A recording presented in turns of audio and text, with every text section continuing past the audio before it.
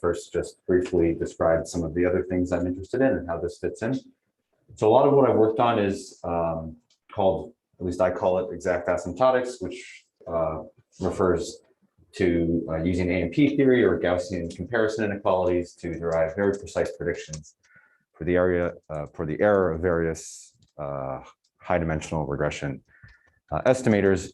And this exact asymptotics has a large list of applications. I've highlighted in red the sorts of things that I've worked on in exact asymptotics. In this talk, I'm going to tell you about the debiasing application, but the list is long. Next week at the conference, I'm going to talk about designing first-order methods. And in blue, I've listed some things that other authors have done that I haven't worked on myself, but which I would certainly be excited to learn more about and talk to people about at this workshop. So, okay, so I'm going to now just tell you about this one application, which is correlation adjusted debiasing. So we have a linear model. We have, is there a pointer maybe? Yes. So we have an outcome variable y. We have p features, which I've put in this design matrix X.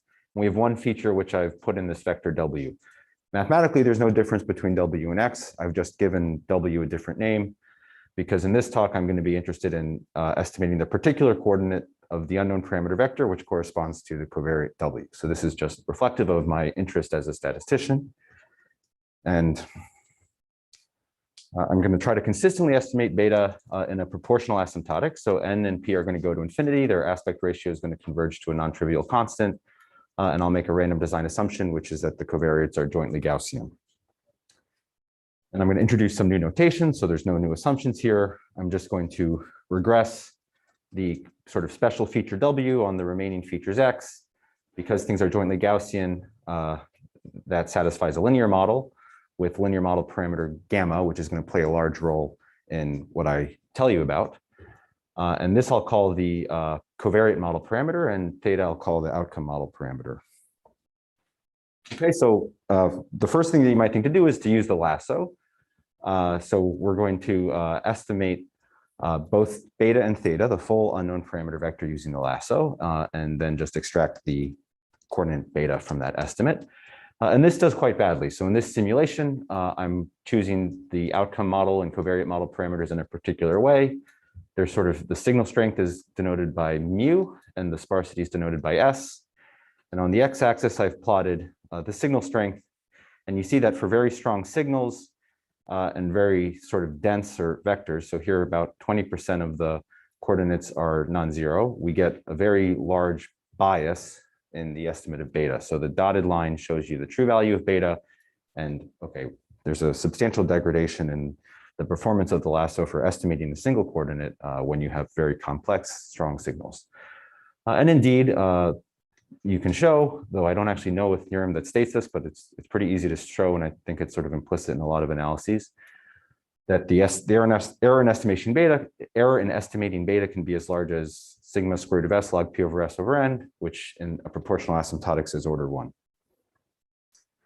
So one thing that's been proposed to improve the estimate of beta is to add a correction term. So this is called the debias lasso, and this correction term is complicated to understand, but you'll note that it depends upon the sort of covariate model parameter. So it requires oracle knowledge of the covariate model.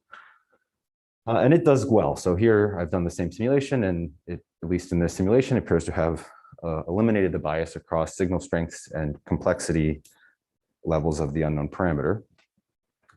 And there's actually quite a lot of theory about this debias lasso, so I'll just give you some results. So what Pierre Bellic and Chen Zhang showed was that not only do we get consistency, we get asymptotic normality, and we get consistency at a root n rate. And they need some assumptions. So they need either that the lasso was consistent to begin with, or that the sample size is larger than the dimensionality, though it need not be, dramatically larger than the dimensionality. And then myself, Andrea Montanari and Yuting Wei showed that this result is true in a sense on average across the coordinates. So this is sort of an empirical distribution of the difference between the debiased estimate and the true parameter appropriately renormalized. Okay, so under proportional asymptotics and for sufficiently sparse theta, you get asymptotically, you get that the debiased lasso estimate is asymptotically normal. So the focus of the work I'm telling you about today is looking at a situation where we don't know this covariate model parameter. And before I tell you our result, let me just try to show you some results that indicate that maybe this problem is hard, that the problem of estimating beta consistently when you don't know gamma is difficult. So this is a minimax lower bound of Tony Kai and Zijian Guo, which was refined by Adela Javan-Mard and Andrea Montanari. And the minimax lower bound for estimating beta that they get is 1 over root n, which goes to 0 in a proportional asymptotics. And then the minimum of the sparsity of theta and gamma log p over n. So this term will not go to 0 in a proportional asymptotics, which suggests that maybe consistency is not possible. Now, the catch is that they first make an assumption which eliminates the proportional regime. So they require a sparsity that's sublinear in the dimensionality. But okay, when these results float around, you maybe think that consistent estimation of beta is hard in a proportional regime. And as far as I know, before our work under proportional asymptotics, there are no sort of successful demonstrations of consistently estimating beta when you don't know gamma in a proportional regime. And okay, in the interest of time, maybe I'll skip the second point. Well, no, I won't. Okay, so if you look at this, if you know the Lasso literature, then this term goes to 0 when you can consistently estimate either theta or gamma in L2 norm. Okay, so what you might think is that in order to estimate beta consistently, you need to sort of estimate one of the nuisance parameters consistently. And there's a sort of large literature on double robustness in which this is exactly sort of what happens, that you sort of always get consistent estimation of a low dimensional parameter when you can sort of either consistently estimate the outcome model theta or the covariate model gamma well. And the sort of regime where you can estimate either consistently is much less studied. So what we do is we show how to consistently estimate beta in at least some settings in which you can either estimate theta or gamma consistently. And one of the settings, which I'll just tell you about in this talk, though there are others in our paper, is a semi-supervised setting in which we have access to some additional unlabeled samples with which we can estimate gamma. We don't have so many unlabeled samples that we can estimate gamma consistently, but we have sort of more samples than the dimensionality of gamma so that we can estimate gamma with OLS and get an unbiased estimate. And somehow this unbiased estimate, even though it's not consistent, will allow us to consistently estimate beta. So this is our estimator. There's no reason to unpack it. It's not that meaningful to me either, but this is it. And our theorem states that, okay, in a proportional asymptotics, if you have some sort of bounded singular values on the covariance of the covariates X, and theta is sufficiently sparse, though it can be proportionally sparse, then you get that this sort of CAD estimate or correlation adjusted debiasing estimate is consistent for beta. Okay, and we also look at other settings, which I've noted down here, but I don't have time to tell you about right now. Okay, and so now I've done the same simulation with this CAD estimate. We have no sort of oracle knowledge of gamma that's being plugged into it. We don't consistently estimate gamma. We don't consistently estimate theta. And okay, I'm only showing you the bias, but okay, something good has happened. We've eliminated, yeah. The covariance of the nuisance features in this plot is the identity, I believe, but gamma is non-zero. So there is sort of correlations between the special covariate and the others. Okay, so what does this have to do with exact asymptotics? So I'll just sort of advertise that here. I'm not going to really explain it very well.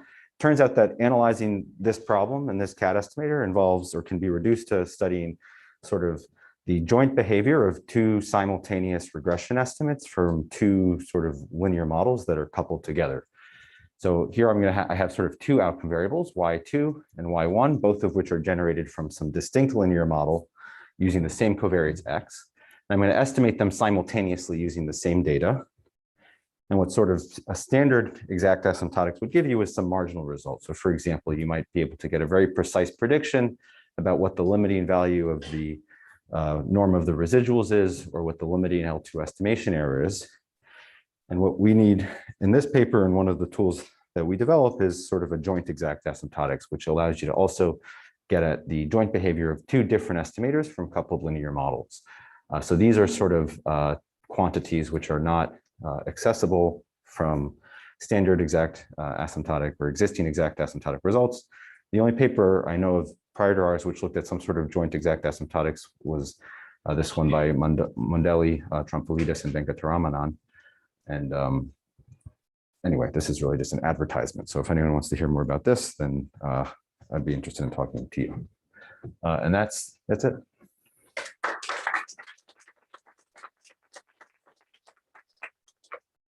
Well, thanks, Michael. So yeah, if there are any quick questions, you're welcome to ask them right now, or you can wait 30 seconds and ask them outside. So to you. 1 second. All right. So yeah. So my understanding from the schedule on the website is that there's some sort of reception happening. Is that right? Okay. So yeah, I imagine it's just outside. And big thanks to all of the fellows.